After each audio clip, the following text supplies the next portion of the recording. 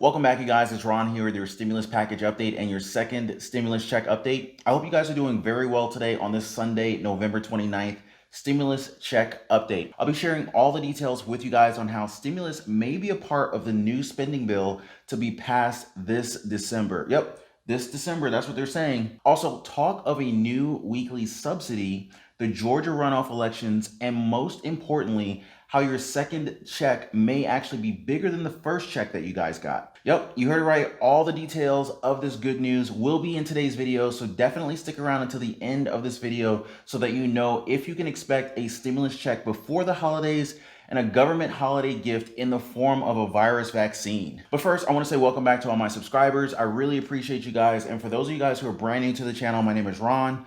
We cover all things personal finance, investing, and how to generate multiple streams of income.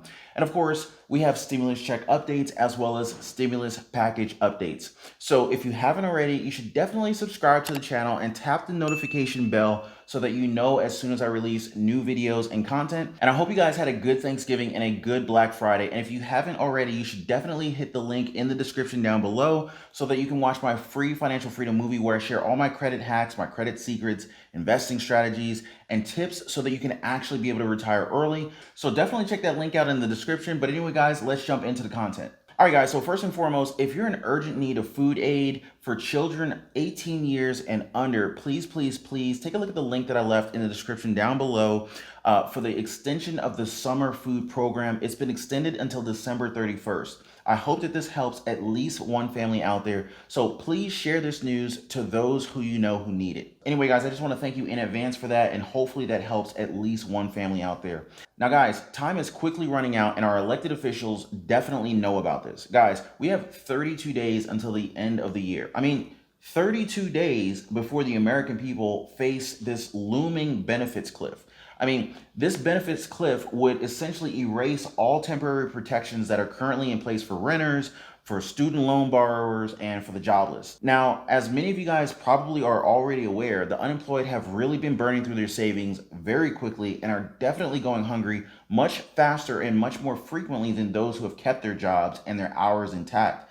Especially since it's been 9 months since President Trump signed the $2.2 trillion CARES Act, which was, by the way, the last piece of relief legislation that was actually passed by Congress. So, with that being said, there's actually hope that stimulus relief measures get attached to a new spending bill that Congress must pass by December 11th to avoid a government shutdown. Now, top House and Senate appropriators finally agreed on a deal on a bipartisan set of funding levels. Now, this should be able to pave the way for a $1.4 trillion stimulus package to avert a government shutdown next month. And with the $1.4 trillion comes some hope, at least in the form of a virus relief stimulus that may be attached to that spending bill. Now, I'm just hoping, but according to a House Democratic aide, the bipartisan agreement establishes overall totals of 12 appropriation measures that will be rolled into one massive omnibus bill that would ultimately boost federal budgets for the rest of the fiscal year. Now, they want to keep all this under wraps until they can finalize a bipartisan bicameral omnibus. Now, this was leaked, but, it's not official yet, but, I figured, let me just share it with you guys since it was available to me. Anyway, as for an independent stimulus bill, we have two opposing sides. You got Mitch MCConnell over here, who wants to pass a targeted bill with a total price tag somewhere near $500 billion. While you got House Speaker Nancy Pelosi over here, she's pretty much aiming for a much broader stimulus package, somewhere around, north of $2 trillion. Then you got President-elect Joe Biden, who's repeatedly called on Congress to pass a bill before his inauguration in January and has basically publicly sided with Democrats. No surprise, I mean, he is a Democratic president, on the overall size of the package, including extension of the CDC eviction moratorium. You've got the student loan forbearance. You've got the second PPP funding round, access to state unemployment. You've got the $454 billion from Treasury to PPP funding, and also the short unemployment boost, probably somewhere between January and February. Now, what we can certainly hope for is a stimulus package coming soon, since no president will want any kind of tragedies like hunger and poverty and homelessness associated with their name, whether it's President Trump, who may actually be leaving, but will probably announce his 2024 presidential bid soon, nor President Joe Biden. Neither of these presidents would want any of those, harmful or terrible tragedies associated with their names. So both presidents are definitely going to do whatever they need to do to make this deal happen. Now, of course, there are some roadblocks that they have to get over. Now, one of you guys out there tagged me on social media on the gram about one of the most controversial points of disagreement between our parties. Now, the Republicans are insisting on a corporate immunity against liability claims for contracting the virus at work. Now, this would mean, as an example, that even if your boss fails to provide safeguards to protect you against the disease, and as a result, you got sick or possibly died from exposure on the job, neither you or your family will be able to sue. Now, Mitch MCConnell has mentioned several times, mind you, that this virus corporate immunity is his red line in the sand for essentially, considering another much needed economic stimulus package. Now, exactly what does this immunity consist of hasn't exactly been spelled out, but the basic idea is that, plaintiffs would need to be able to show that the companies either intended to put employees at risk or consciously disregarded a known hazard. Now, that's a pretty high standard. Now, playing devil's advocate, employers rarely set out to put workers in danger, but they often fail to take reasonable care to protect their workforce. This is highly controversial since it would essentially transfer the enormous cost of potentially, culpable conduct from businesses which already enjoy limited liability and, very favorable rules in the civil justice systems, to victims or society as a whole. And at the same time, it would sharply reduce incentives to minimize the virus transmission. So, that's a really big ask from our GOP.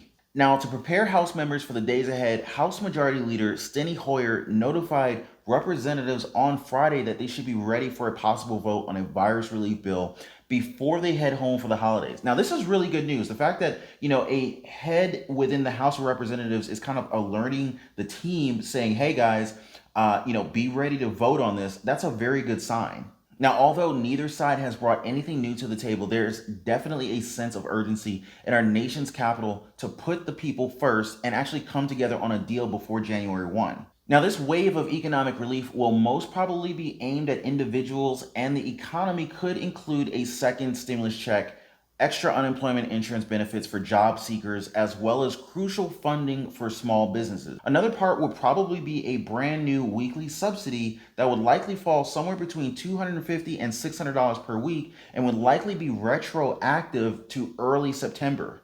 Now, there's also talk of Congress waiting for the decisive January 5th Georgia runoff elections, since neither Republicans nor the Democrats want to look weak, by giving way to the other side. Now, speaking of the Georgia runoff elections, I have gotten so many of these ballots. I've gotten so many of these absentee ballots.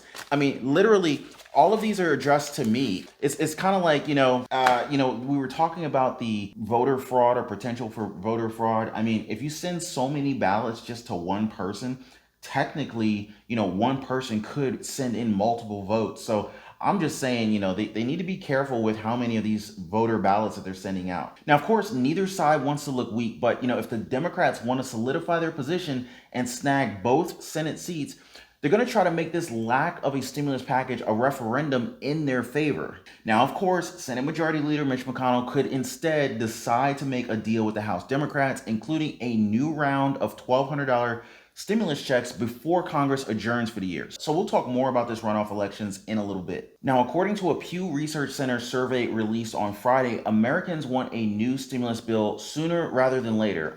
Really shocking, right? Now, according to the survey, more than 2/3 or 68% said that they wanted a stimulus bill passed by the current Congress, while 11% were actually waiting until Joe Biden became president, and just 19% said that more help was not even necessary.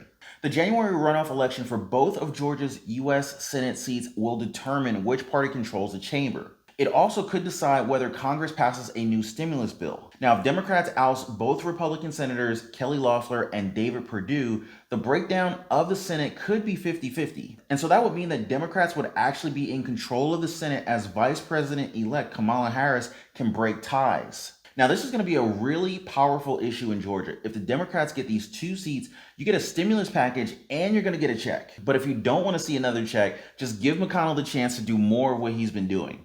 And so the big question is just how much could you be getting? Well, let's just remember that we don't know anything for sure until a bill is signed into law, but we do know some possibilities. Now, based on previous proposals and possibly even the most recent Republican offerings, for most people, the total amount you're likely to receive is based on your adjusted gross income or your AGI and some other eligibility requirements. Now, I'm not a tax advisor, and you should always consult with your CPA or tax consultant, but here's how much stimulus money that could all mean. More people qualify as a dependent. So the Democratic proposal for the next stimulus bill, it actually expands the definition of what a dependent is to include anyone you can claim on your tax returns, such as children over 16 and adults that are under your care. So by today's sums, that amounts to $500 more per person that you support with potentially no cap. So if you had one dependent who qualified in the first round and then 3 dependents that qualified in the second, that would get your family an extra $1,000 if you had no other changes. And child dependents get even more money. The most recent White House proposal would actually keep the same age restriction for children, but it doubles the payout to $1,000. So if you have one dependent, your second check could be an extra $500 larger. And then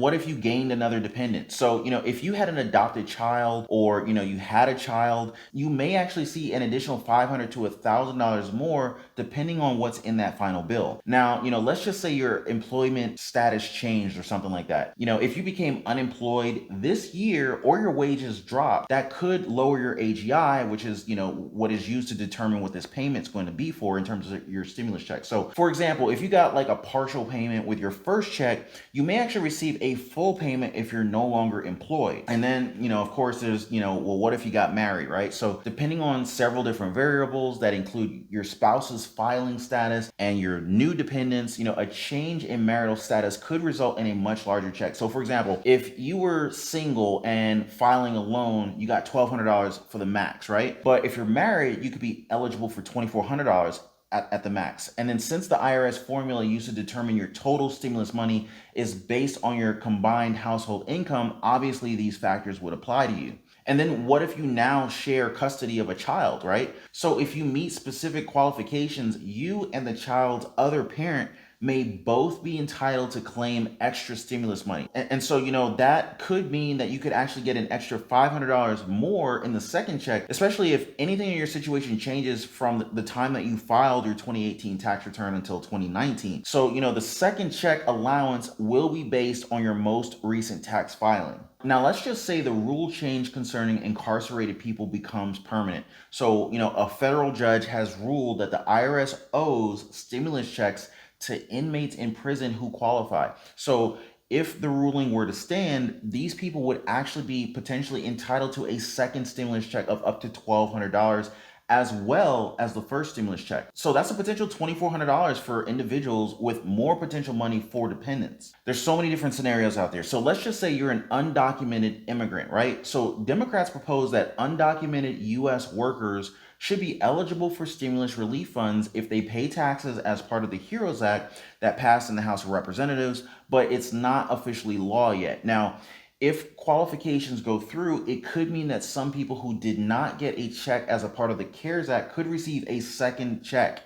Now, if it works retroactively, individuals may be eligible for both payments. That literally means possibly 2 stimulus checks. Now, of course, this is contingent along with the rest of the stimulus check qualifications on the details of the new law, but I just definitely wanted to put that out there.